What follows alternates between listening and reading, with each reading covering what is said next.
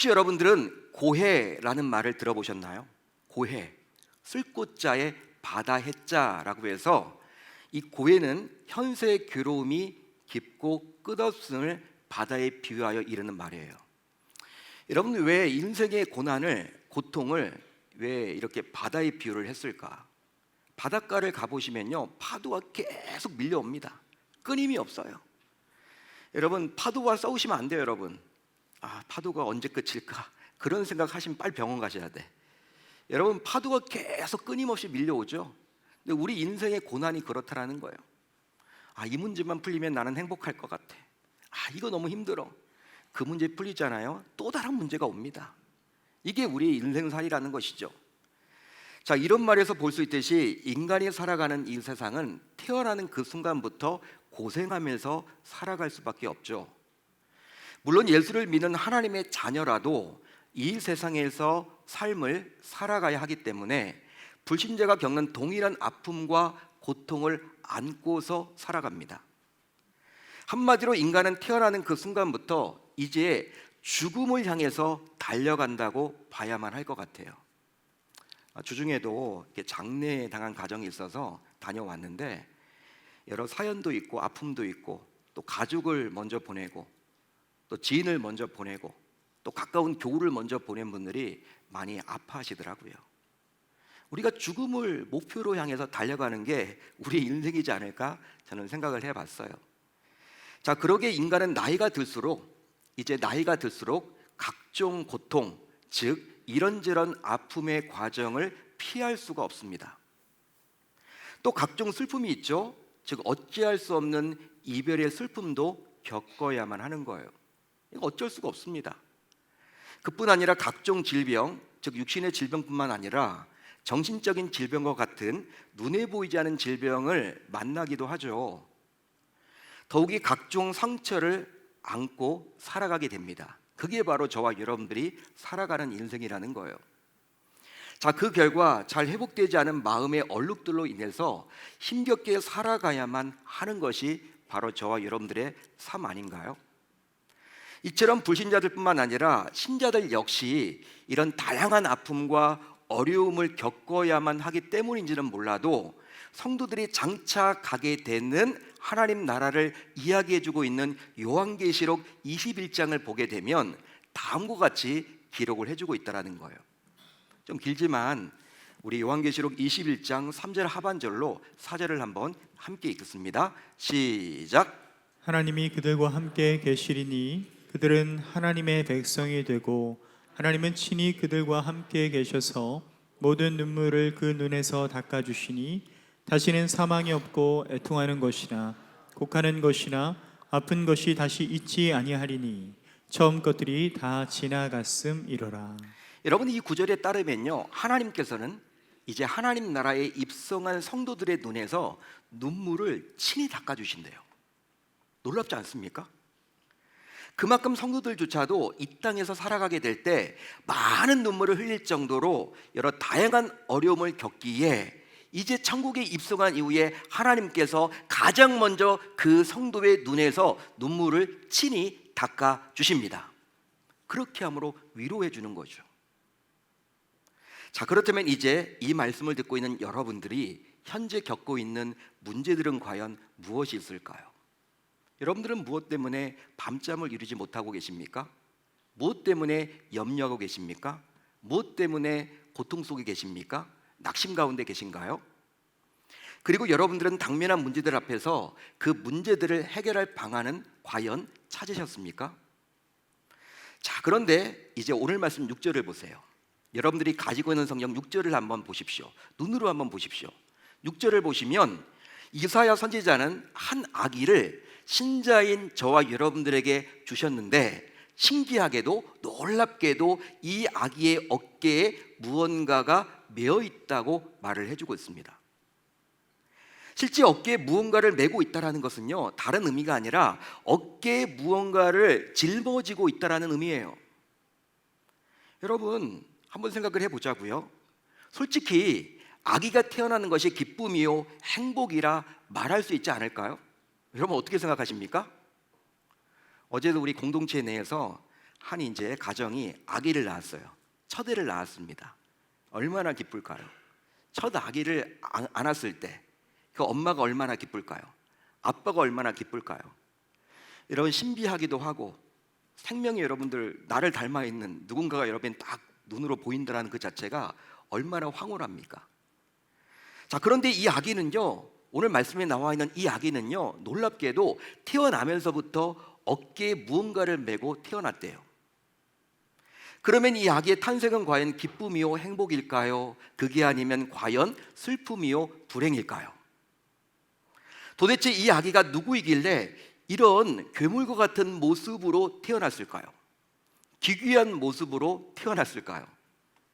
또 아기의 어깨에 메어져 있는 것은 과연 뭘까요? 더욱이 갓 태어난 이 아기에게 과연 누가 이런 짐을 지어준 것입니까? 심지어 이런 짐을 짊어지게 된 아기의 기분은 과연 어떠했을 것 같아요? 여러분, 이 아기는 인간의 모든 문제를 어깨에 짊어지고 우리를 회복시키기 위해서 이 땅에 오신 예수 그리스도이십니다. 믿으시면 아멘, 동의가 되시면 아멘. 예수님께서는 이 땅에 오신 그 순간부터 인간의 모든 짐을 자신의 어깨에 친히 짊어지셨어요. 이처럼 우리가 메어야 할 모든 무거운 짐을 친히 어깨에 메고 이 땅에 오신 예수님께서는 기묘자라, 모사라, 전능하신 하나님이라, 영존하시는 아버지라, 평강의 왕이십니다. 실제로 그가 우리의 모든 짐을 짊어지고 다시 세우시는 나라는 정사와 평강의 더함이 무궁하며 또 지금 이후로 영원히 정의와 공의로 다스리는 나라예요. 따라서 더 이상 회복이 필요 없는 완전한 나라를 우리에게 주시려고 그는 친히 이 땅에 오셨습니다. 할렐루야, 할렐루야. 그뿐만이 아니라 이제 하늘 보좌를 버리고 이 땅에 오신 예수님께서는 무너진 인간의 모든 것들을 다시 세우시고 회복시켜 주십니다. 따라서 인간은 오직 예수님을 통해서 모든 것이 제자리로 돌아가고 회복이 되는 것이죠. 이사야 선지자는요, 이것에 대해서 다음과 같이 말을 해주고 있습니다. 자, 오늘 말씀 2절을 볼까요? 이렇게 나와 있습니다. 흑암에 행하던 백성이 큰 빛을 보고 사망의 그늘진 땅에 거주하던 자에게 빛이 비치도다. 아멘. 이 구절에서 볼 수 있는 흑암은 과연 뭘까요? 방금 전에 우리가 살펴봤던 이 구절에서 나와 있는 흑암은 과연 뭡니까? 흑암은 우리를 근본적으로 일어날 수 없게 만드는 악한 세력입니다. 따라서 이는 사망과 멸망의 세력이라고 감히 말해볼 수 있어요. 자, 그런데 예수님께서는 이 흑암의 권세를 물리치고자 큰 빛, 곧 유일한 생명의 빛으로 이 땅에 오셨고 자신의 어깨에 십자가를 친히 지셔서 우리의 모든 짐을 다 맡아주셨습니다. 즉, 이 세상 그 무엇보다도 더 강력하고 유일한 큰 빛으로 이 세상에 오셔서 자신에게 맡겨진 그 사명을 감당해 주신 거예요.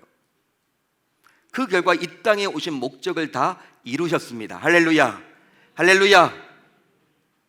그런즉 예수님께서는 당신의 어깨에 십자가를 지사 우리의 모든 것들을 회복시켜 주셨습니다.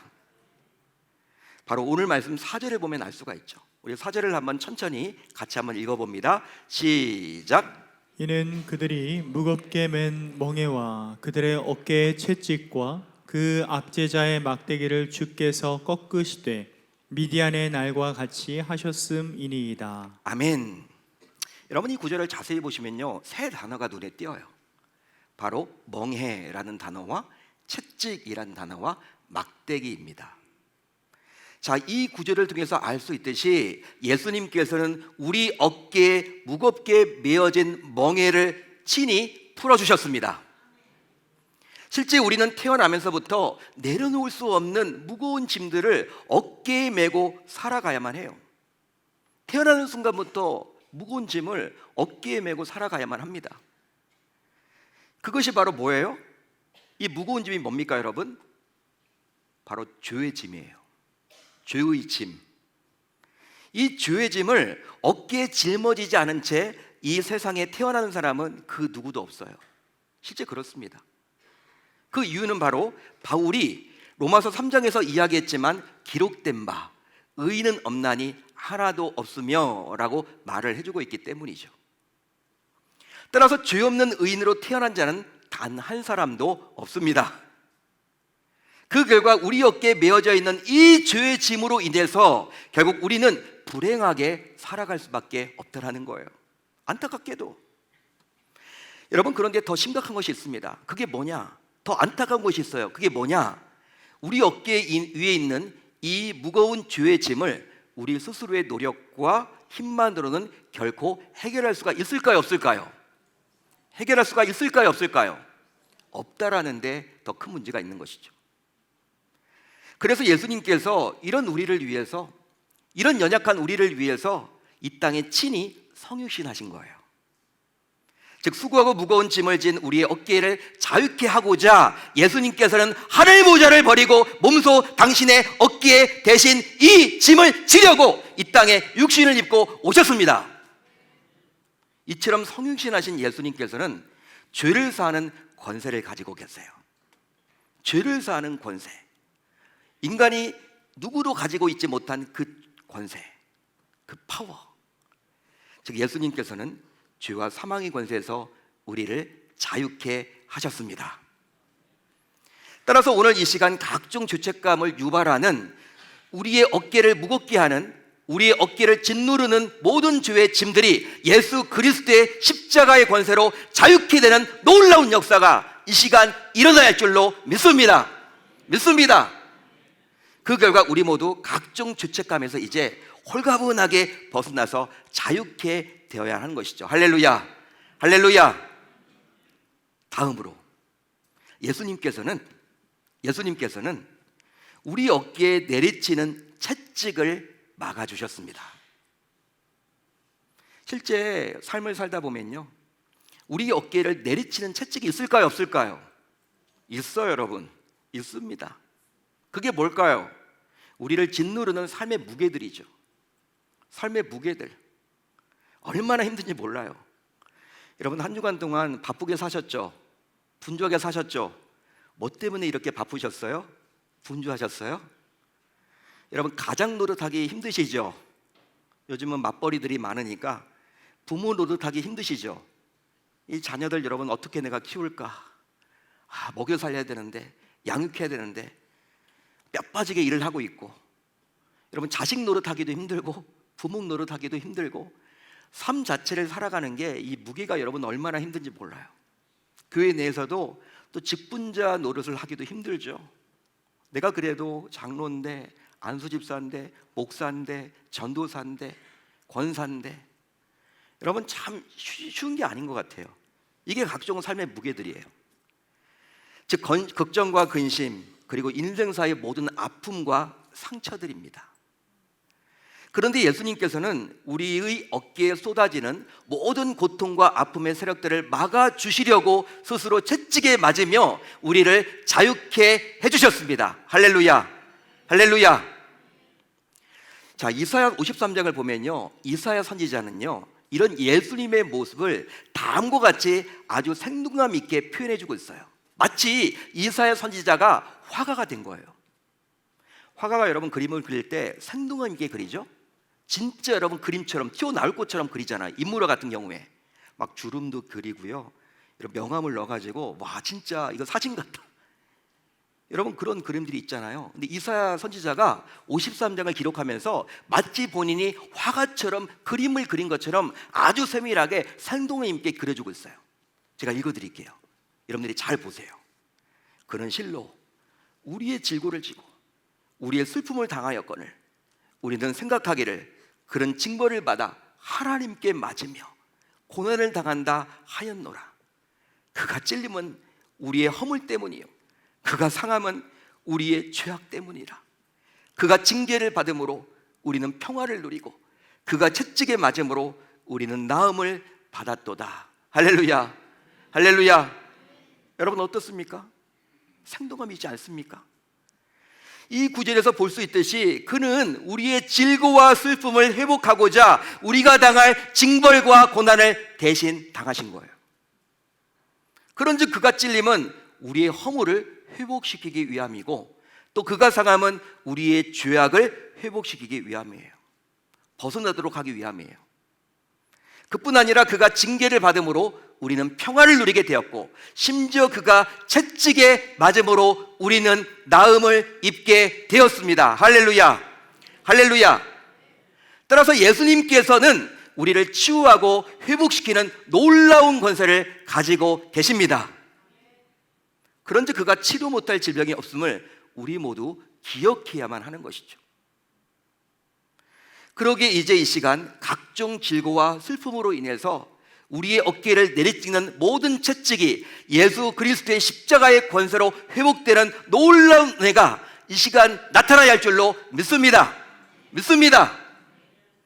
다음으로 예수님께서 우리를 방해하는 압제자들의 막대기를 꺾으셨습니다.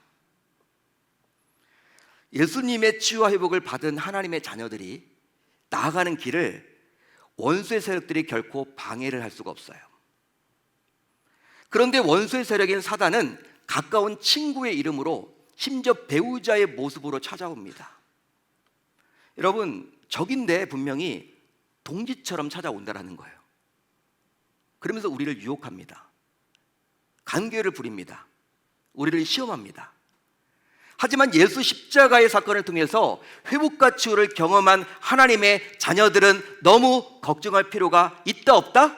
없다라는 거예요. 없습니다. 그 이유는 바로 우리를 억압하는 자들의 막대기를 예수님께서 이미 십자가에서 모두 꺾으셨기 때문이죠. 할렐루야, 할렐루야. 예수님께서 십자가에 달리는 그 순간 사탄 마귀는요 치명상을 입은 거예요. 다 이긴 게임입니다, 여러분. 우리가 아니 목사님, 그런데 우리는 자꾸 사탄에게 넘어지잖아요. 사탄의 시험을 받잖아요. 네, 맞습니다. 예수 이름의 권세로 나아가면 우리가 이기는데 내 뜻대로 내 자아를 가지고 내 생각대로 하다 보니까 넘어지게 되는 거예요. 이미 이긴 게임입니다. 실제로 사사기 7장에서 8장에서 볼 수 있듯이 하나님께서 14만 5천 명의 미디안 군대를 하룻밤 사이에 모두 꺾어버렸듯이 지금도 우리를 방해하는 세력들을 막아주십니다. 따라서 우리는 예수님의 이름으로 무장해서 오로지 믿음으로 강하고 담대하게 살아가야만 하는 것이죠. 그렇습니다. 그렇습니다. 예수 십자가의 권세로 회복받은 자를 그 어느 누가 감히 대적한단 말입니까? 그 어떤 누구라도 회복받을 자를 대적할 수는 없는 거예요, 여러분. 바로 회복을 가로막는 자를 우리 주님께서 친히 싸워서 우리가 이기도록 해주시기 때문입니다. 그런즉 이제 이 시간 예수 십자가 사건을 통해서 회복과 치유를 여러분들이 경험했다면 우리를 막을 자가 없음을 기억하시고 담대히 살아갈 수 있어야 할 줄로 믿습니다. 믿습니다. 여러분, 결과적으로 예수님 안에서 이런 회복과 치유를 받은 자들은 이제 아주 특별한 선물, 하나님의 복을 받아 누리게 됩니다. 어디 나와 있습니까? 오늘 말씀 3절에 나와 있어요. 우리 한번 천천히 같이 한번 읽어봅니다. 시작. 주께서 이 나라를 창성하게 하시며 그 즐거움을 더하게 하셨으므로 주수하는 즐거움과 탈취물을 나눌 때의 즐거움같이 그들이 주 앞에서 즐거워하오니. 여러분, 이 말씀 보시면요, 이 즐거워하다, 즐거움 몇 번 나와 있습니까? 이 짧은 구절 안에 4번이나 나와요. 4번이나 나와요. 즐거움이, 기쁨이 4번이나 나와요. 이 구절처럼 회복받는 자들이 주의 나라를 위해서 살아가게 되면 결과적으로 이런 놀라운 복을 하나님이 주신대요. 바로 그들로 하여금 하나님의 나라를 창성하게 하시며 그들로 하여금 즐거움을 더하게 하시며 그들로 하여금 추수하는 즐거움과 탈취물을 나눌 때의 즐거움을 누리게 해주십니다. 할렐루야, 할렐루야. 우리에게 기쁨을 주신다라는 거예요. 우리에게 행복을 주신다라는 거예요. 우리에게 즐거움을 주신다라는 거예요. 상황에 상관없이 그분이 약속해주고 있습니다. 그런즉 예수 십자가의 권세로 회복되고 치유받은 자들이 이제 우리 주님의 나라를 위해서 살아가기만 한다면 우리 주님으로부터 정말 놀라운 복을 받아 누리게 됨을 우리 모두 기억하고 돌아갈 수 있어야 할 줄로 믿습니다. 믿습니다. 사랑하는 성도 여러분, 지금 내 어깨를 짓누르며 계속 고통을 안겨주고 있는 무거운 멍에, 채찍, 막대기는 무엇이 있을까요? 여러분들은 과연 무엇 때문에 밤잠을 이루지 못하고 계십니까? 무엇 때문에 마음에 근심이 있으세요? 교회에 나오시지만 얼굴이 밝지 않은 분들이 몇 분 계시는데 왜 그러신 거예요? 우리 얼굴이 전도지가 되면 좋은데 왜 신앙생활이 이렇게 무겁고 힘들고 왜 이렇게 어려울까? 항상 이렇게 주일날 나와서 말씀의 은혜를 받고 우리가 돌아가면서 불구하고 왜 그런 삶을 이렇게 계속 우리는 반복해서 살아가면 하는 것일까? 여러분, 무엇 때문에 낙심하고 계십니까? 무엇 때문에 좌절하고 계세요? 어쩌면 이 예배를 드리면서도 각종 죄책감으로 인해서, 물질의 어려움으로 인해서, 자식으로 인해서, 부부간의 불화로 인해서, 건강으로 인해서, 취업으로 인해서 울고 싶을지도 모르겠어요. 울고 싶을지도 모른다라는 거예요. 이 자리에 나와 있지만 그냥 울고 싶어서 이곳에 나와 있는지도 모르겠어요. 여러분, 우리가 더 힘든 것이 있죠. 그런데 그게 뭐냐면, 우리를 더 힘들게 하는 게 뭐냐면 우리가 해봤다라는 거예요. 노력을 해봤다라는 거예요. 나에게 어려움을 주는 이 문제를 풀어보려고 몸부림쳐 봤다라는 거예요. 노력을 안 해본 게 아닙니다. 열심히 살아봤다라는 거예요. 최선을 다해서 해봤다라는 거예요. 근데 여러분, 이게 잘 풀릴까요? 안 풀릴까요? 안 풀리다 보니까 결국은 더 힘든 무게를 느끼며 좌절하게 이르는 거죠. 그 결과 신앙생활조차도 즐겁지가 않고 그냥 의무감에서 마지못해서 하기도 하지 않을까요? 그게 우리들의 모습 아닌가요, 여러분들? 따라서 이제 오늘 이 시간 내 어깨를 짓누르는 다양한 짐들을 과감하게 내려놓고 치유와 회복을 받아야만 할 줄로 믿습니다. 여러분, 더 이상 미루지 말자고요. 오늘이 마지막 노선이에요. 마지노선이야. 오늘이 마지노선. 내일부터 하반기예요. 상반기는 흘러갔어요. 여러분, 어떻게 할 수가 없어요. 돌이킬 수가 없어요. 이제 하반기부터는 우리가 여러분 결단하고 다짐해서 치유 회복을 받자는 것이죠. 자, 그러기 위해서 우리는 뭘 해야 될까? 바로 예수님께 온전히 맡겨 봅시다. 예수님께 온전히 맡겨 봅시다. 할렐루야, 할렐루야. 그런즉 너희 염려를 다 주께 맡기라. 이는 그가 너희를 돌보심이라. 이렇게 베드로 사도가 말씀하셨는데, 이 말씀을 우리 모두 전적으로 신뢰하고 붙잡고 믿어야만 하는 것이죠. 왜? 하나님의 말씀이니까. 맡기면 어떻게 해주신다? 우리를 돌보주신다라고 약속하고 있기 때문에. 이 말은 뭐예요, 여러분? 맡기지 않기 때문에 우리 주님이 돌보지 않는다라는 거예요. 그러니까 이 말씀 붙들어야 하는 것이죠. 자, 그렇다면 맡기라라는 말은 어떤 의미가 있을까요? 맡기라. 어떤 누구가 이제 말씀을 듣고 그냥 말씀을 그냥 대충 들은 거야. 대충 듣고 나서, 야, 교회에서 목사님이 주님께 맡기라고 하는데 너는 교회를 그래도 오래 다녔으니까 너한테 물어보는 거야. 한 10년 다녔다며. 이 맡기라는 게 과연 뭐야? 이런 물어보면 여러분 어떻게 대답하실래요? 아, 나 몰라.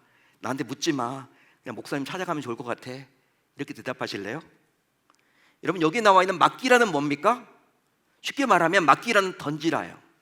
던지다, 이런 뜻이에요. 던지다. 마치 물에 빠졌을 때 물에 몸을 던지듯이 있던 그대로 맡기면 자연스럽게 몸이 떠올라서 살 수 있지만, 허우적거리며 힘을 주게 되면 그 결과 몸이 가라앉아서 살 수가 없죠. 수영을 해보신 분들은 아실 거예요. 이것과 마찬가지로 우리 주님의 품에 던지기만 하면, 즉 주님의 품에 맡기기만 하면 우리 주님께서 친히 맡아주시고 책임져 주십니다. 자, 그래서일까요? 수영 강사들은요, 수영을 처음 배우는 사람들에게 한 달 내내 외치는 소리가 있어요. 뭡니까, 여러분? 힘 빼라고. 힘만 빼면 그냥 뜬대요. 그 물에 던지래, 물에 몸을 맡기래. 여러분, 그 이야기를 해요. 내가 여기 있으니까 물에 몸을 맡기라.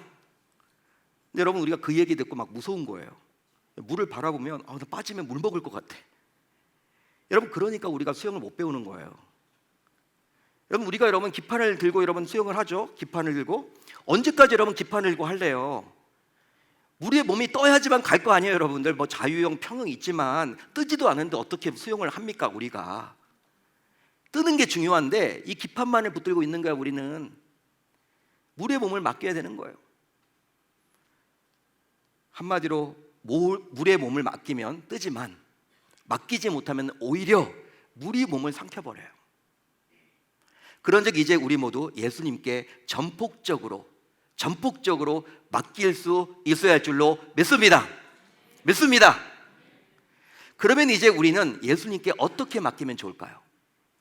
어떻게 맡기면 좋을까요? 어떻게 맡겨야만 할까요?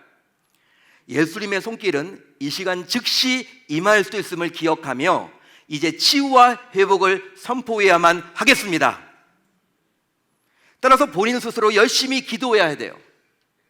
여러분들이 이제 상반기 동안 내가 기도가 좀 약했어, 기도의 분량을 늘리지 못했어, 이런저런 이유로 기도하지 못했어 라고 하면요, 이제 여러분들이 이 기도도 훈련이거든요. 의무감을 가지고 여러분들이 정말 내가 30분은 꼭 채우겠다, 1시간은 채우겠다. 아니 목사님 그 율법적으로 기도하는 거 아니에요? 처음에 시작은 여러분 그렇게 훈련 받으셔야 돼요. 여러분 사단이 우리가 기도하게끔 놔둡니까? 30분 기도 쉽지 않아요. 1시간 기도 쉽지 않아요. 매일매일 한다는 것은요, 한두 번 하는 것이 아니라 여러분 스스로 기도하셔야 돼요. 이제 결단하시고 노력하셔야 돼요. 열심을 내셔야 돼요. 내가 하반기 때는 내가 기도에 한번 목숨 걸어보겠다 하셔야 됩니다. 근데 그뿐만이 아니라 또 서로 간에 중보 기도를 해야만 하는 거예요. 중보 기도를 하면 좋겠어요. 중보 기도. 더욱이 중보 기도가 얼마나 중요한지를 잘 보여주는 다음의 이야기를 이제 제가 말씀드릴 텐데, 이 이야기를 여러분들이 꼭 기억하시고 서로 간에 기도하는 데 힘써야만 하겠습니다. 즉 사랑방에서, 사역의 현장에서, 어떤 회의를 하면서도 교우들 간에 만남을 통해서 여러분 중보 기도가 곳곳에서 일어나야 하는 거예요. 미국 샌프란시스코 종합병원의 심장내과 의사 바드라는 사람이 있었답니다. 근데 이 바드라는 사람이 심장내과 의사예요. 그런데 393명의 응급실을 통하여 입원한 관상동맥 질환 환자를 두 그룹으로 나누어서 치료했대요. 한 그룹은 병원 외부에서 기독교 신자들에 의한 중보 기도를 하게 했고요, 다른 한 그룹은 전혀 기도하지 않았대요. 이때 두 그룹 모두 내과적 치료는 동일한 의사에 의해서 동일한 치료를 하였고, 치료하는 의사와 간호사, 심지어 환자 모두 외부에서 기도한다는 것을요 감추었대요. 모르도록 했대요. 더욱이 중보 기도를 하는 신자들도 단지 환자의 성만 알려줄 뿐 다른 정보는 일체 주어지지 않았답니다. 단 하루 3번씩 규칙적으로 그 사람들을 그냥 이름만 부르고 기도를 해달라, 그렇게 요구를 했대요. 하루에 3번씩. 자, 그런데 얼마 후 놀라운 결과가 일어났어요. 놀라운 결과가 일어났습니다.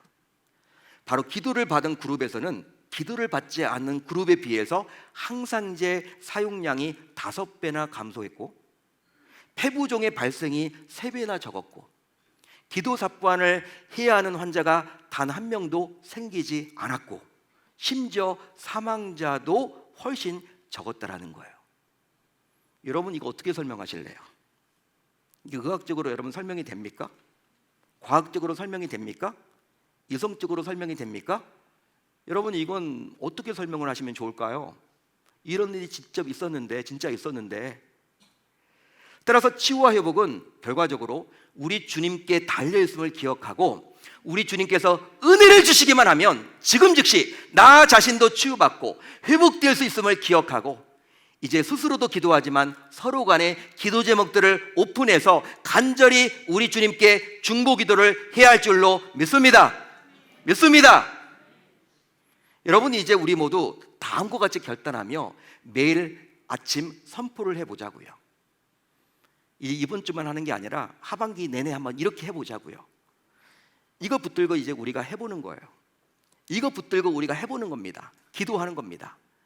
이제 매일 아침마다 우리는 뭘 해야 되냐면, 여러분 잘 들어보세요. 내 안에 어느 순간 꽈리를 들고 앉아있는 모든 아픔과 슬픔과 질병과 상처는 예수 그리스도의 이름으로 명하노니 물러갈지어다, 물러갈지어다, 떠나갈지어다, 떠나갈지어다. 할렐루야. 내 안에 꽈리를 틀고 앉아있는, 어느 순간부터 내 안에 꽈리를 틀고 앉아있는 모든 부정적인 생각, 아픔, 슬픔, 상처, 질병은 예수 그리스도의 이름으로 명하노니 떠나갈지어다, 물러갈지어다. 선포 기도를 해보세요. 선포 기도. 매일 아침마다 여러분들이 하시는 겁니다. 이제 매일 아침마다 이런 치유와 회복을 선포하는 우리 모두가 되어서 결국 우리 주님으로부터 놀라운 치유와 회복을 선물로 받아 누리는 이번 한 주뿐만 아니라 내일부터 시작되는 하반기가 될 수 있어야 할 줄 우리 주님의 이름으로 축원합니다. 축원합니다. 그렇게 멋지게 살아내어서 이미 우리 주님께서 십자가에 달려 죽으심으로 우리를 치유하기를 원하셨고 우리를 회복시키기를 원하셨는데도 우린 여전히 그것을 믿지 못하고 그걸 의존하지 못하고 그걸 붙들지 못하고 여전히 치유가 필요하고 회복이 필요하다고 이야기를 한다면 오늘 말씀을 여러분들이 꼭 기억하셔서 이제 우리 모두 결단하고 다짐함으로 말미암아 이 하반기 내에 치유가 필요한 분들은 치유를 받으시고 회복이 필요한 분들은 회복이 받으셔서 정말 성경에 나와 있는 이런 치유와 회복의 기적이 우리 삶 속에서 일어나야 할 줄 우리 주님의 이름으로 축원합니다. 그렇게 한번 멋지게 살아보겠다라고 결단하고 다짐하는 저와 여러분들이 다 되실 수 있기를 바랍니다.